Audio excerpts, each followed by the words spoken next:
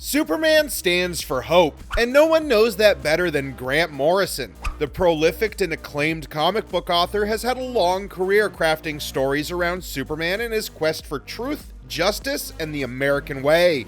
The non-binary author is arguably best known for their story in the pages of All-Star Superman. That story sees the Man of Steel rushing to leave the world a better place as he learns he's dying from too much sunlight exposure. Well, Morrison revealed recently that they had actually wanted to adapt another story into a Superman comic, and this one comes from fellow comic book legend Alan Moore. So you like that I made your favourite superhero a heroin-addicted jazz critic who's not radioactive? I don't read the words. I just like when he punches people.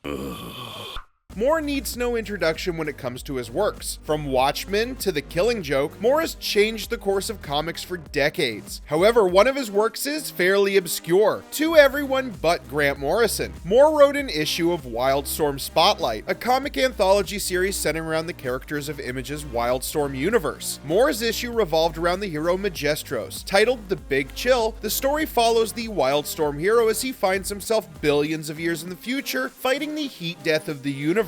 The story is ultimately one of hope and rebirth in the face of an overwhelming existential ending. Grant Morrison loved this comic so much that they wanted to remix it with Superman. Morrison's version would have seen the Man of Steel fighting against the end of all things, trying to reignite the spark of life in a dying universe. However, the project eventually fell through. The ending of All-Star Superman strikes a similar tone, with the Man of Steel being left inside our own sun, working to keep the star burning bright after it was nearly extinguished. Moore and Morrison both have had amazing careers in comics, and their back catalog is well worth a read.